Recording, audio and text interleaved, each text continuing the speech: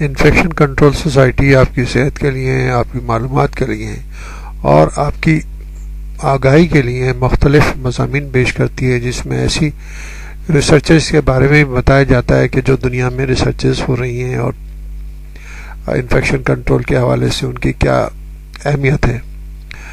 ایک bird flu کی تحقیق، عالمی ادارہ صحت کی تشویش۔ یہ مضمون 31 دسمبر 2011 کے اردو BBC سیکشن میں شائع ہوا ہے۔ آپ اس کو BBC اردو کی ویب سائٹ پر بھی دیکھ سکتے ہیں، جو کہ برڈ فلو کی تحقیق کے بارے میں، ریسرچ کے بارے میں ڈیٹیل مضمون ہے، اور اس میں WHO کی طرف سے جو تشویش ہے کہ اس قسم کی تحقیق سے کیا کیا مسائل پیدا ہو سکتے ہیں۔ عالمی ادارہ صحت نے برڈ فلو کے وائرس H5N1 پر اس حالیہ تحقیق کے نتائج کے بارے میں سخت تشویش کا اظہار کیا ہے، جس میں بتایا گیا تھا کہ محققین برڈ فلو کے وائرس میں ایسی تبدیلیاں کرنے میں کامیاب ہو گئے ہیں جن کے نتیجے میں اب یہ وائرس پہلے سے کہیں زیادہ آسانی سے وبا کی شکل اختیار کر سکتا ہے۔ جنیوا میں واقع عالمی ادارہ صحت کے ہیڈ کوارٹر سے جاری ہونے والے ایک بیان میں کہا گیا ہے کہ اس طرح کی تحقیقات کافی خطرناک ہو سکتی ہیں اور ان کی کڑی نگرانی ہونی چاہیے۔ عالمی ادارہ صحت کی طرف سے تشویش ظاہر کیے جانے سے قبل امریکہ نے بھی ان محققین کو ہدایت کی تھی کہ وہ اپنی تحقیق شائع نہ کریں۔ برڈ فلو انفلوئنزا کی سب سے خطرناک اقسام میں سے ایک ہے، جس کی زد میں آنے والے جاندار میں سے 60% کی موت واقع ہو جاتی ہے۔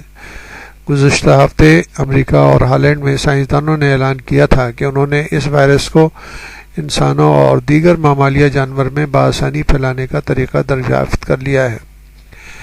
WHO عام طور پر طبی میدان میں نئے معلومات کا خیر مقدم کرتا ہے، لیکن وہ اس معاملے پر شدید فکر مند ہے۔ ادارے کا کہنا ہے کہ کوئی بھی تحقیق جس میں H5N1 کی کوئی خطرناک قسم تیار ہو سکتی ہے، نئے خطرات پیدا کر سکتی ہے، اور اسے اس وقت تک آگے نہیں بڑھانا چاہیے جب تک عام لوگوں کی صحت سے متعلق سارے خدشات کا حل نہ ڈھونڈ لیا جائے۔ WHO کے ایک سینئر اہلکار کیجی فوکودا نے کہا کہ طویل مدت سے ہمیں ایسے سائنسی رجحان سے نجات پانے کی ضرورت ہے جس میں محقق خطرناک راستوں پر چلنے لگے۔ اس کے کام کی معلومات غلط ہاتھوں میں لگ جائیں تو نتیجہ خطرناک اور پہلے سے زیادہ بڑھ جائیں گے، نتیجتاً خطرات پہلے سے زیادہ بڑھ جائیں گے۔ انہوں نے کہا کہ تحقیق کے عمل میں خطرات اور مفادات کو توازن رکھنا اہم ہو گیا ہے۔ سائنسی جریدے اور نیچر سوائن فلو کے حوالے سے ڈچ لیبارٹری میں کی گئی تحقیق کو شائع کرنے والے ہیں۔ اس لیبارٹری میں سوائن فلو وائرس H5N1 کی جان لیوا یا مہلک قسم تیار کی گئی ہے۔ امریکی حکومت کی کمیٹی نیشنل سائنس برائے حیاتیاتی سیکورٹی نے اس خدشے کا اظہار کیا ہے کہ وائرس سے متعلق معلومات کو حیاتیاتی ہتھیاروں کی تیاری میں استعمال کیا جا سکتا ہے۔ اس کمیٹی نے برڈ فلو سے متعلق تحقیق کو عام معلومات کو شائع کرنے کی منظوری دی ہے، جس کے تحت سائنسدانوں کو اس وائرس کے قدرتی طور پر پھیلاؤ کے بارے میں معلومات حاصل کرنے اور اس کے روک تھام کا طریقہ دریافت کرنے میں مدد ملے گی۔ ادھر چین کے جنوبی شہر شیزون کے ایک شہری نے برڈ فلو وائرس کی موجودگی کی تصدیق ہوئی ہے۔ گزشتہ ہفتے ہمسایہ ملک ہانگ کانگ میں برڈ فلو کے متعلق الرٹ جاری کیا گیا تھا، کیونکہ ایک بازار میں مرنے والی ایک مرغی میں وائرس کی موجودگی کی تصدیق ہوئی تھی۔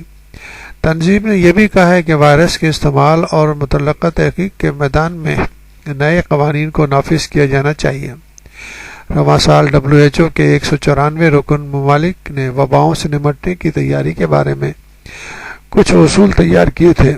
BBC کے نامہ نگار کا کہنا ہے کہ WHO کے بیان سے یہ ظاہر ہوتا ہے کہ محققین نے ان اصولوں پر سختی سے عمل نہیں کیا۔ اس حوالے سے ہم یہ بتانا چاہیں گے کہ انفیکشن کنٹرول کی معلومات ہر فرد کے لیے بہت ضروری ہو چکی ہے، کیونکہ یہی مسائل جو کہ ہیں سامنے آ رہے ہیں، تو اس لیے اور کوئی بھی ذریعہ جو ہے عام انسانوں کی حفاظت نہیں کر سکے گا جب تک انہیں انفیکشن کنٹرول کے بارے میں پوری معلومات، پوری آگاہی نہ ہو۔ اس وجہ سے انفیکشن کنٹرول سوسائٹی آپ کو بار بار یہ بتاتی ہے کہ انفیکشن کنٹرول کی معلومات ہر فرد کے لیے، ہر شخص کے لیے بہت ضروری ہے۔ ہمارا سلوگن بھی یہی ہے کہ no one is safe until everyone is safe، یعنی کوئی بھی محفوظ نہیں ہے جب تک کہ ہر ایک آدمی محفوظ نہ ہو۔ اس بارے میں ہم نے مضامین مختلف طریقے سے پیش کیے اور ان سے آگاہی حاصل کر کے آپ اپنے مسائل کو اور انفیکشن کنٹرول کے بارے میں بہتر آگاہی حاصل کر سکتے ہیں۔